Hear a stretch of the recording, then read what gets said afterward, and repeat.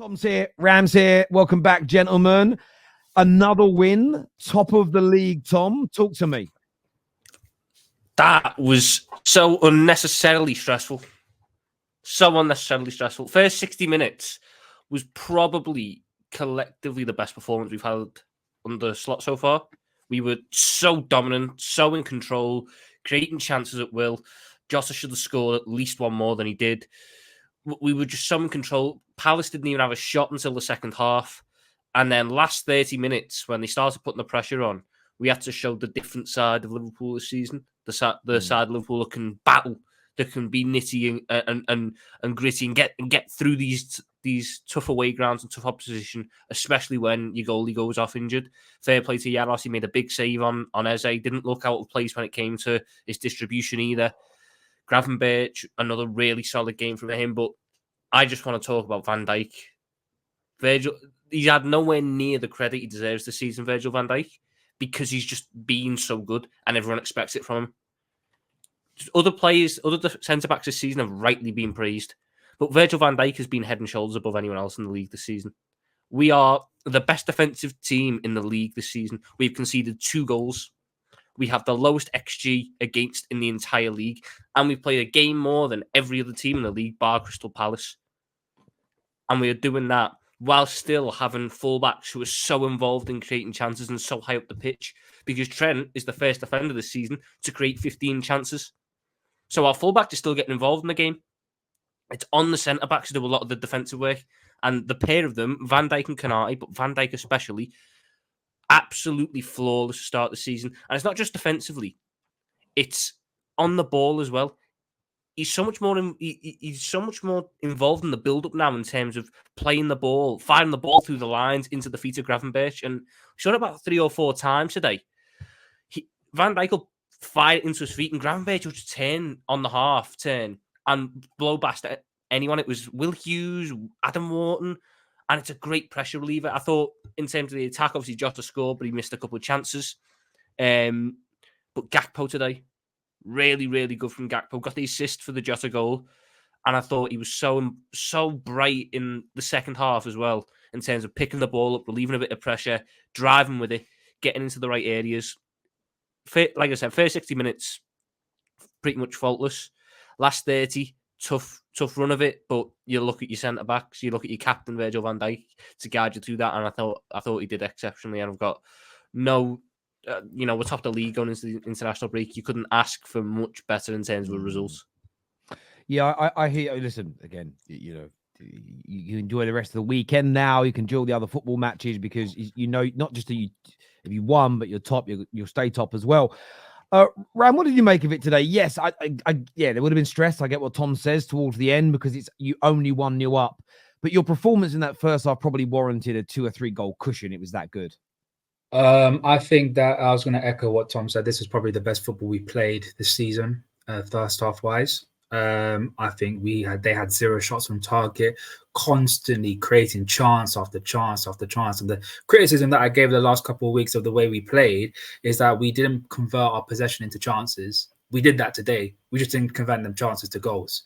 I think this game should have been similar to West Ham to an extent, where it should have been 4 or 5 goals to us. On another day, Jota would have had a hat-trick. Jota was clinical for that first goal, but those other 2 chances, the free kick from Trent and the cutback from Gravenberch, he should have buried them away. Those are easy chances for him, especially for a player of his quality. But at the end of the day, when Alisson came off, I wasn't concerned at all. Because I knew what Yaros was about. I knew how well he played when he was at Sturm Graz last season. And to come in against Palace, who hasn't played a single game of football for Liverpool, only played a couple of minutes in pre-season, and to come on, make some really important saves and goalkeeping interventions. Okay, give credit to him, man.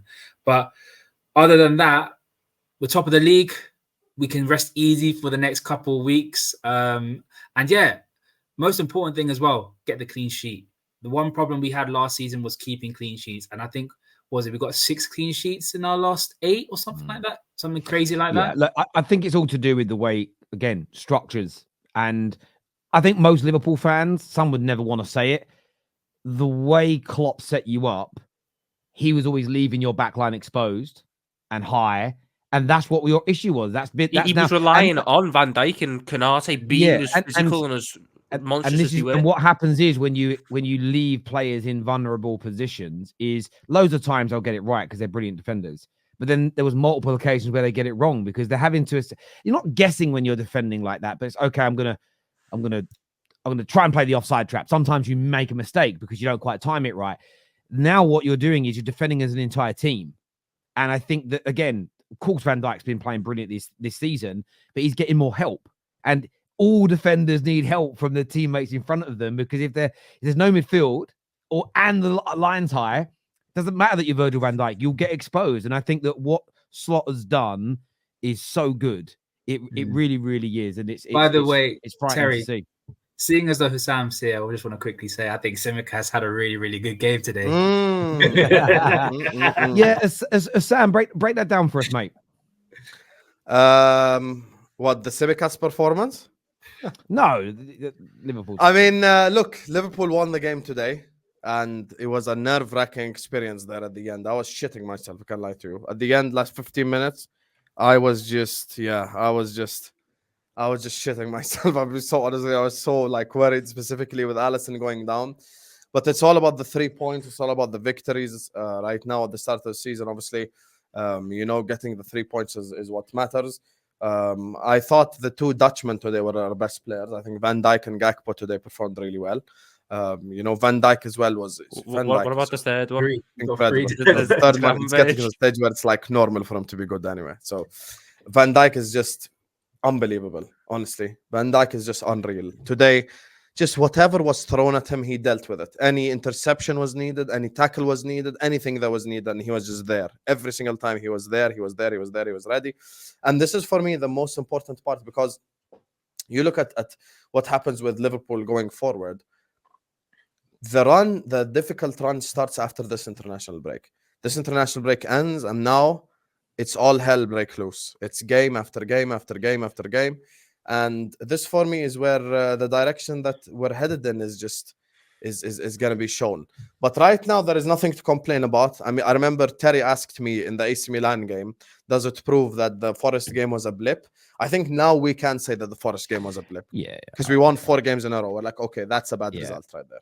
Yeah, no, I agree with that completely. I think even on the day, it looked like a blip because I thought you played well. You just didn't finish your dinner. It wasn't as though you were getting torn apart every 30 seconds and the system was being exposed. And as the game went on longer, you attacked more and then you got susceptible to counterattack. So, yeah, it felt like a blip on the day, if I'm being absolutely honest. I want to ask a couple of questions of you all that are kind of coming from the audience, and I've seen people suggest online.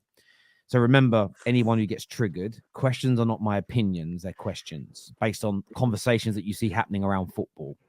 First one is, when you sort of talk about best defense, best XG against, etc., is it a fair challenge from rivals when they say, but what top teams have you played yet, especially away from home, when it comes to making sweeping suggestions like that? Is that a fair challenge, in your opinion, Tom? Yeah, you can say that. And I think the facts are we are yet to play a team in the top half. But I like to look at it on the basis of going into that United away game, everyone was saying that was the first real test. Everyone was saying that was the one where, they've had Brentford and they had Ipswich to start. Now they're going away to Old Trafford. Here's where we'll find them out. We got through that, and then the goalpost changed, and it was, well, United's easy anyway. No one thought that they were going to pose much of a threat. It's on about the next one and the next one, and the goalpost kept moving. At the end of the day, you can only play what's in front of you. And the matter of fact is, we've played teams who, Crystal Palace have gotten results against. And this is the same that Chelsea. Crystal Palace that got a 1-1 draw at Stamford Bridge, the best team in the world, Chelsea. They went away to Chelsea, who's the best team in the world, with the best player in the world, and they got a 1-1 draw. Ipswich got a 2-2 draw against Aston Villa. Ipswich scored 2 against Villa. The same Villa that was just beaten Bayern Munich. We have been impressive. I'm not going to downplay what we've done defensively because there's no other team that have our defensive record. Is it going to be tested more when we get to the top side? 100% it is. 100% it is. It, And it, this is it where is you have a to look. fair thing to say because obviously we haven't played any of the big boys yet, other than Man United, if they're considered the big boy in 2024. But other than that, we haven't really played any of the big boys. Now, the truth of the matter is the following: whether you consider Man United a big boy or not does not matter in the context of Liverpool Football Club. The reason why it does not matter in the context of Liverpool Football Club is the rivalry, meaning Everton away is easy for three quarters of this league, except Liverpool Football Club. Why? Because of the rivalry. Rivalries change everything in football. It changes the meaning of games. It changes the weight of games. It changes the way a game is thought out. And this, for me, is the thing. Like, you look at this Liverpool side right here, and obviously we won the game today. But games like, I would rather play Crystal Palace than play Man United. I'd rather play anyone in this league other than maybe Man City or Arsenal over Man United because it's a rivalry. That's the thing that people need to understand. So we went to Old Trafford, kept a clean sheet. So that's the thing that works in our favor in terms of the defensive argument. But Terry, here's the thing, and I'll be honest with you. If you tell me right now you haven't played anyone like that proves 100% that you have the strongest defense in the league, blah, blah, blah, I'd be like, okay, no problem. There is no need for us to get rattled and triggered over facts. This is true. Liverpool haven't had that much of a crazy test yet, but the tests will come. So now the question becomes in reverse. I'm gonna ask you, Terry. So if we keep a clean sheet against Chelsea and maybe draw 1-1 away at Arsenal and then keep a clean sheet the game after, then what? Then are we the strongest defense in the league? But I think context is important because I'll answer my question. go on, Ram, and answer the question afterwards. No, because I hear this all the time. Terry on his own channel like that. That's so sorry. fraudulent. Because these questions I keep getting annoyed about because the same fans that say you haven't played anyone, they always say, when all the majority of the previews that I've been on, Terry, on Thursdays and Fridays, they say potential banana skin. Liverpool might draw. Liverpool might drop points here. And then when the result happens, their narrative changed. I was like, oh, it's not a team that's actually going to trouble Liverpool in the end. So context is very important because these same fans that are saying that, oh, you haven't played anyone, they were the same fans that were saying Liverpool going to drop points. So yeah. No, I listen. I hear you. For me, look, I think it's a fair challenge and by the end of it, to answer your question, Hassam, if you come through the bigger, tougher teams and you barely concede, it absolutely strengthens the argument that you've got the best defense in the league, and structure and players. But even if you do concede a few and lose a few, maybe by the end of it, the debate will be, well, you haven't got the best defense, but it's still a brilliant one. So for me, I don't think people are sort of looking. They're searching for the end of the rainbow for the bucket of gold, which in this case is that Liverpool aren't really that good. I just think they're wrong. That for me, that's actually the point. Yep. That isn't. Yeah. For me, people are not looking for. No, I don't think you're the best defense. I look at it this way. I think Arsenal have had the harder test, conceded a few more goals, but had the harder tests. So right now, I look at their defense as the strongest. I'd probably put yours in second place. But I think they're both brilliant. Where a lot of people, it's just going to be, well, I think Arsenal's is the best. And I think Liverpool's is crap, bro. You ain't played no one. For me, that's too extreme. That's ridiculous. And in fact, I know someone got, it's just banter, but it's shockingly bad banter. It's awful. Don't do it. It's literally embarrassing. So for me, you've got one of the best defensive setups in the Premier League. There's no doubt. Yes, you've got some tougher tests to come, but you've also got through all these games that some of them have been potential banana skins with flying colours. And look, a lot of people are predicting Arsenal to beat Chelsea's conceded record this season. I mean, you guys are actually on course to beat it. You're actually on course to beat it if you maintain. I don't think either of you will, by the way. But no, you've been absolutely excellent.